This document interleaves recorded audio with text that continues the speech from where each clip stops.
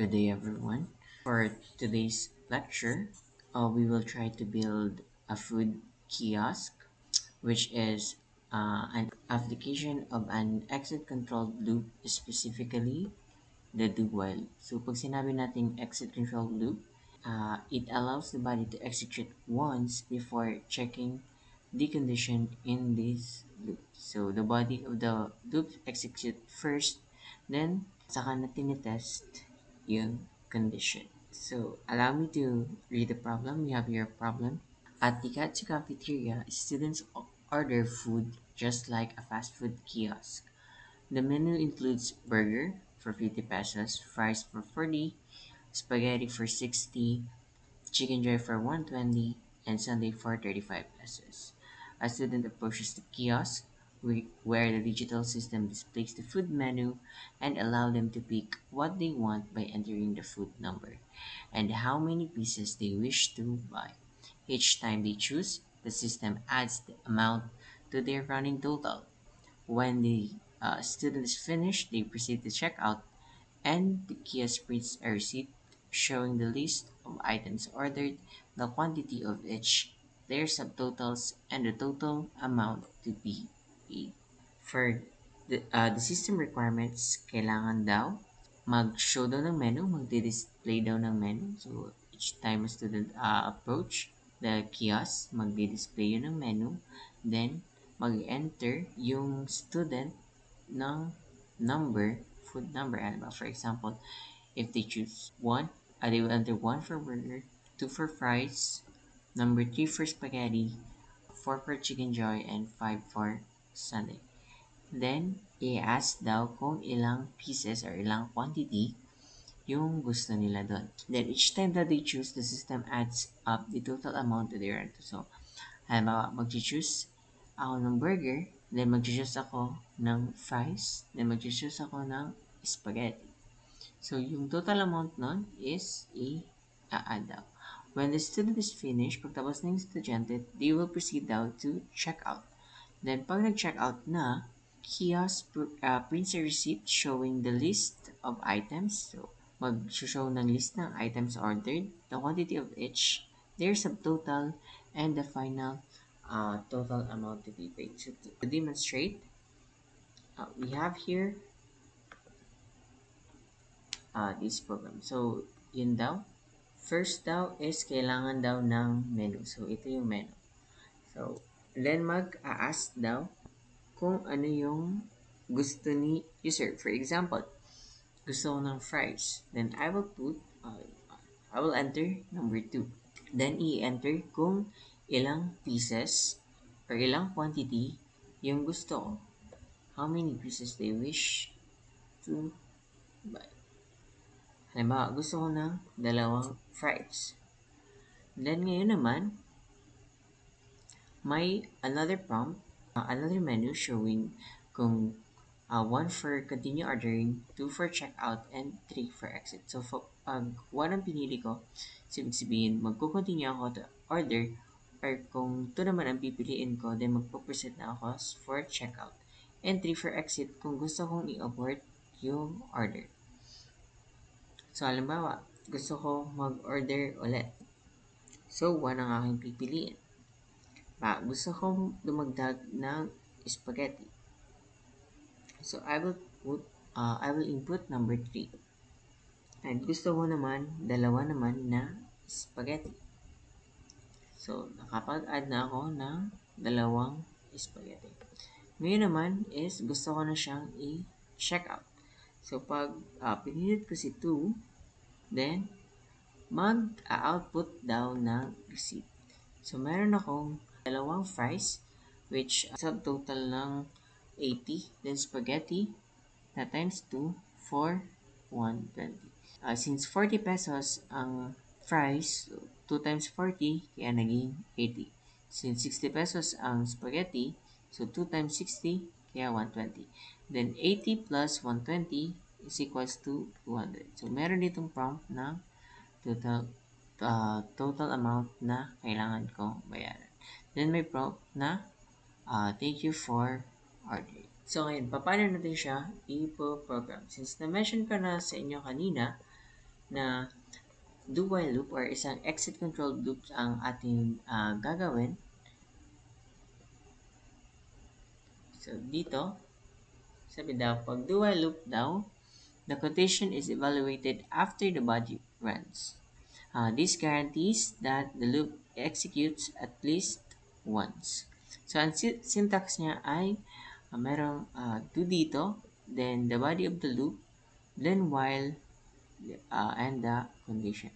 So, mangyayari as, kung halimbawa, false na yung maging value ng condition dito, so kahit false ang initially daw na false ang value ng condition dito, mag-execute daw siya ng at least once. Pero since kung halimbawa, true yung nasa condition dito, then the loop will continue to execute. Okay? So, paano natin siya i-code?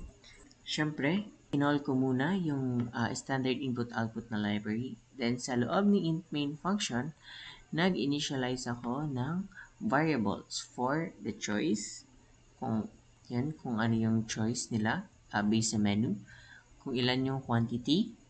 And then, option naman, so after halimbawa pumili dito sa main menu, then may submenu na lalabas for the continue ordering, checkout, and exit.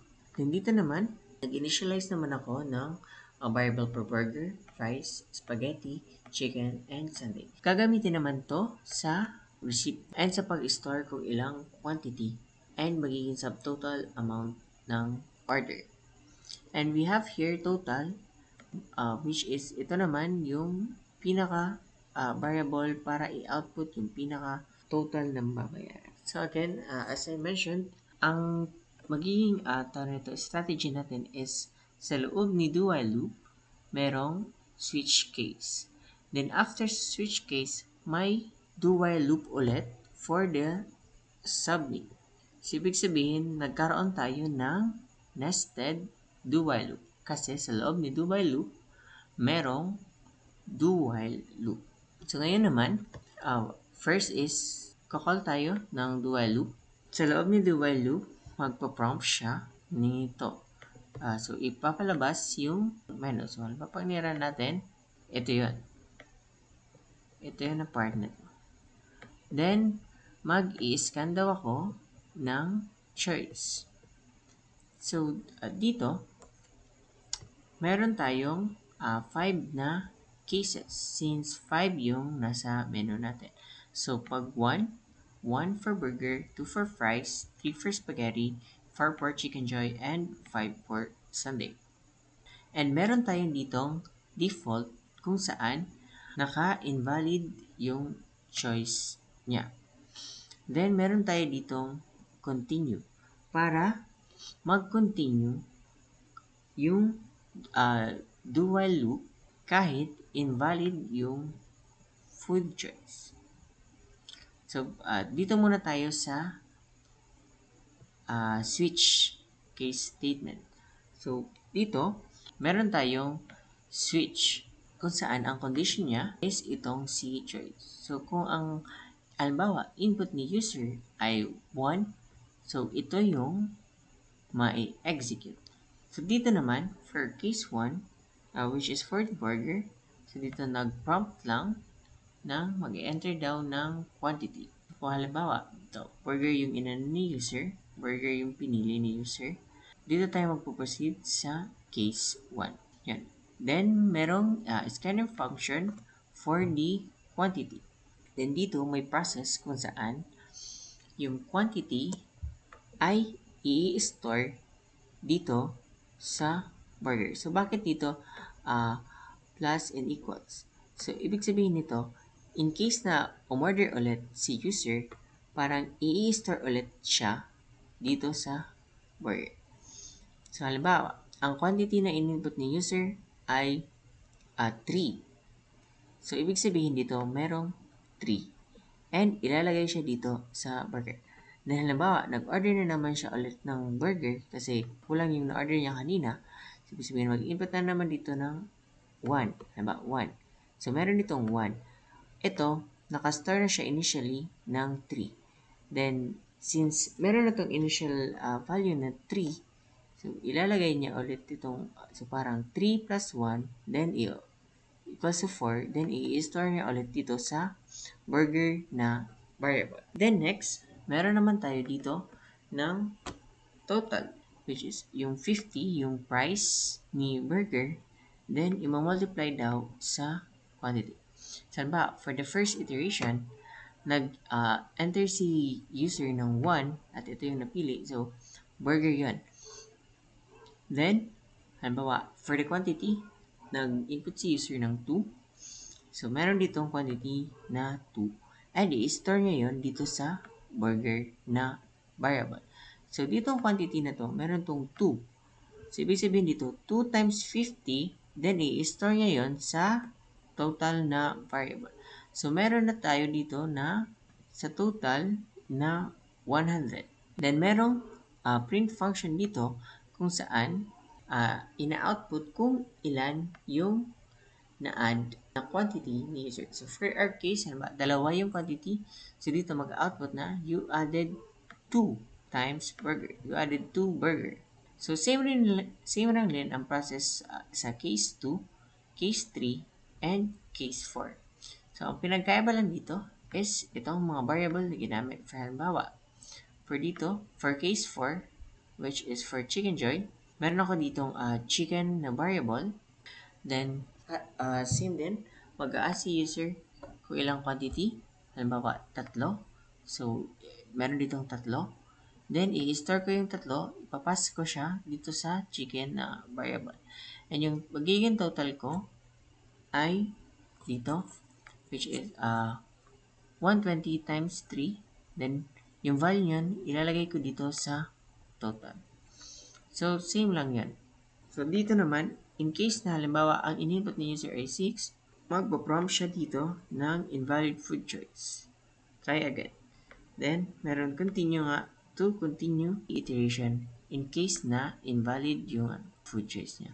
Sa loob nitong first do loop, sa outer do loop, ano yung naging condition ko? So, ibig sabihin, magko-continue siya while 1 yung value natin. Ibig sabihin, since 1 ang ano dito, hindi siya dito sa switch case. Hindi switch case yung minimin niya.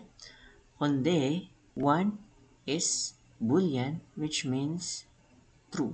So, ibig sabihin, while true yung condition, mag-execute siya forever. Ganun. So, sa loob naman ni do loop, so meron tayong ditong another do while loop. Kung saan, meron sa loob ni do while loop, nandun yung sub-menu. Sa sub-menu naman, meron tayong ditong, ayan, na magpo-prompt kung ano yung gustong gawin ni user. 1 for continue ordering kung gusto pang dumagdag ni user. 2 kung gusto na niyang mag-check out. Then 3 for exit. Then i-scan kung ano yung input ni user. Then dito naman sa loob ng loop, meron naman tayong switch case statement kung saan i-determine niya kung ano yung value ni option. So ibig sabihin for case 1, magko-continue siya to order. Then mag-break. Then kung halimbawa, 2 naman yung in-input niya, then magpuproceed na to sa checkout kung saan ipiprint na yung receipt. So dito sa case 2, as you can see, meron ditong mga if statement. So ibig sabihin, if ang value ni burger ay hindi 0, then magpiprint siya dito kung ilan yung burger, then yung amount ni burger. So ibig sabihin, kung halimbawa, 0 or walang order si burger, ibig sabihin, hindi ito ma-print or hindi ito ma-execute. Kung for in case, halimbawa naman, nag-order si user ng halimbawa 3 spaghetti. Dito, connected siya sa ating first switch case. Halimbawa, dito sa case 3. Halimbawa, nag-order siya ng 3 spaghetti. Dito, yung quantity, parang ini-store lang natin dito sa loob ni spaghetti na variable. So, halimbawa, nag-order ako ng 3 spaghetti. So, kung halimbawa, true ito, then, mag-print itong condition na to. Kung halimbawa, false, kung halimbawa, wala naman akong in-order na spaghetti. So, ibig sabihin, hindi ito mag-aag. Then, dito naman, ito naman yung sinasabi kong sa total, which is yung sa kanina, dito. Yan. So, ibig sabihin, as long as mag-i-input ang user or mag-add si user ng another value, then i-store niya lang ito sa loob ni total. Which is, dito yun. Then, magpiprint ng another thank you for ordered. Bakit meron dito ng return 0? So, as you can see, si return 0, siya yung mag-i-exit ng program. So, ibig sabihin, pag nag-checkout na, nag-choose to si user, then, mag-re-return to 0 siya after niya ma-execute mo na yung itong mga nasa taas niya. So, ibig sabihin, pag nag-2, then, matatapos na or mag-exit na yung program. So, halimbawa dito. Mag-enter ako ng choice ko. Halimbawa, first spaghetti, 3. Then, quantity, dalawang spaghetti. Yan. So, pag in-input ko si 2, for, gusto ko nang mag-check out, yan, ipiprint daw yung receipt. Dito, ipiprint yung receipt.